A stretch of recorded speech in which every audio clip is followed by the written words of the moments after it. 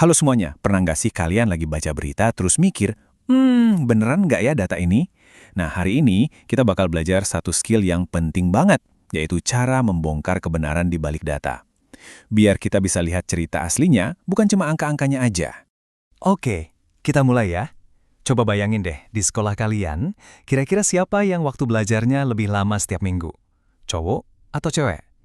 Pasti kita semua punya tebakan ya kan? Tapi, gimana caranya kita bisa tahu jawaban yang pasti? Yang benar-benar berdasarkan fakta. Ya, pilihan pertama sih jelas. Kita tanya aja semua murid di sekolah satu persatu. Tapi coba deh bayangin, itu kan bisa berhari-hari baru selesai. Wah, capek banget. Pasti ada dong cara yang lebih pinter. Dan ya, jelas ada. Ini dia nih rahasianya para ahli statistik. Ada loh sebuah metode keren buat ngertiin satu kelompok besar hanya dengan melihat sebagian kecil aja dari mereka. Penasaran kan gimana caranya? Yuk kita bedah sama-sama. Oke, kita masuk ke bagian 1. Ide besarnya dulu ya. Biar paham metode ini, kita harus kenalan dulu nih sama dua istilah kunci, populasi dan sampel. Yang pertama, populasi. Gampangnya gini, populasi itu ya seluruh kelompok yang mau kita teliti. Jadi, kalau di contoh kita tadi, populasinya ya semua siswa di sekolah kalian. Dari kelas 1 sampai kelas 3, semuanya, tanpa ada yang kelewat. Nah, karena nanyain semua populasi itu repot banget, makanya kita ambil yang namanya sampel. Sampel itu apa? Sampel itu sebagian kecil aja dari populasi tadi. Misalnya kita cuma nanya ke teman-teman sekelas kalian aja. Nah, jauh lebih gampang kan? Tapi, disinilah pertanyaan paling pentingnya muncul. Gimana caranya kita bisa yakin kalau kelompok kecil yang kita pilih ini, sampel kita ini, bisa benar-benar mewakili seluruh sekolah? Soalnya, nggak semua sampel itu bagus loh. Oke, lanjut ke bagian 2.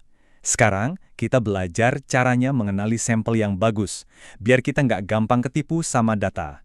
Kita pakai contoh yang gampang banget dimengerti. Coba lihat. Anggap aja ini semua mangga hasil panen seorang petani. Nah, diagram ini nunjukin beratnya semua mangga itu. Kelihatan kan? Ada yang ringan, ada yang berat. Tapi yang paling banyak tuh yang beratnya sedang di tengah-tengah. Ini adalah populasi kita. Gambaran lengkapnya kayak gini. Nah, ceritanya si petani mau kirim contoh mangganya ke pembeli. Dia ambil 2 kelompok kecil sebagai sampel. Sekarang tugas kalian nih, perhatikan baik-baik 2 sampel ini nanti dan coba tebak mana yang lebih bagus buat jadi wakil dari seluruh hasil panen. Oke, ini sampel A. Coba deh lihat bentuk grafiknya. Aneh kan ya? Kelihatan banget kalau di sampel ini isinya cuma mangga yang enteng banget sama yang berat banget. Bentuknya sama sekali nggak mirip sama grafik seluruh panen tadi. Sekarang bandingkan sama sampel B. Nah, kelihatan kan bedanya? Yang ini bentuknya jauh lebih masuk akal. Polanya dari yang ringan ke sedang, terus ke yang berat, itu mirip banget sama diagram populasi tadi. Sampel B ini benar-benar kayak versi mininya seluruh panen. Nah, sampel yang kayak sampel B inilah yang disebut sampel representatif. Artinya, sampel ini benar-benar jadi cerminan yang akurat dari populasi aslinya. Sampel inilah yang bisa kita percaya buat bikin kesimpulan tentang semua mangga si petani. Terus apa dong rahasianya biar bisa dapat sampel yang bagus, yang miniaturnya pas kayak sampel B tadi? Jawabannya ada di bagian 3. Ada satu bahan rahasia yang paling penting, pemilihan acak. Yuk, kita bandingin. Cara yang salah itu milihnya seenaknya. Misalnya, kamu cuma nanya ke teman-teman dekatmu doang, atau cuma nanya ke anak-anak basket. Hasilnya pasti jadi bias alias gak seimbang. Nah, cara yang benar itu pemilihan acak. Artinya, setiap orang di populasi punya kesempatan yang sama persis buat dipilih. Kayak diundi gitu. Ini kuncinya biar hasilnya adil. Dan ini poinnya ya, sampel yang dipilih secara acak itu kemungkinannya besar sekali untuk jadi representatif. Jadi dia bisa mewakili seluruh populasi. Ini prinsip paling dasar dari semua survei yang bisa kita percaya. Oke, teorinya udah dapat nih. Sekarang kita masuk bagian 4, waktunya praktek.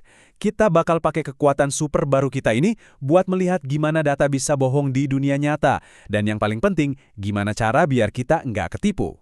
Coba deh bayangin kalian lagi baca majalah dinding sekolah, terus nemu 2 berita utama kayak gini. Dua-duanya kedengarannya meyakinkan banget, tapi cuma satu loh yang caranya benar. Yuk kita jadi detektif dan selidiki bareng-bareng. Oke, lihat nih. Berita pertama bilang 4 dari 5 siswa lebih suka belajar online. Datanya dari 120 siswa yang jawab survei di Twitter. Berita kedua, 73% setuju rapor harus diambil orang tua. Ini datanya dari 54 siswa, tapi dipilihnya acak pakai komputer. Nah loh, sampel yang pertama kan lebih banyak orangnya, tapi mana yang lebih bisa dipercaya ya? Jawabannya mungkin agak kaget nih, adalah berita yang kedua, yang jumlah sampelnya lebih sedikit. Loh kok bisa gitu? Karena kuncinya itu bukan di banyaknya sampel, tapi di caranya milih sampel. Metode acak itu jauh lebih kuat daripada jumlah yang besar. Kenapa polling di Twitter itu nggak bisa diandalin? Coba kita pikirin. Pertama, kan nggak semua siswa main Twitter.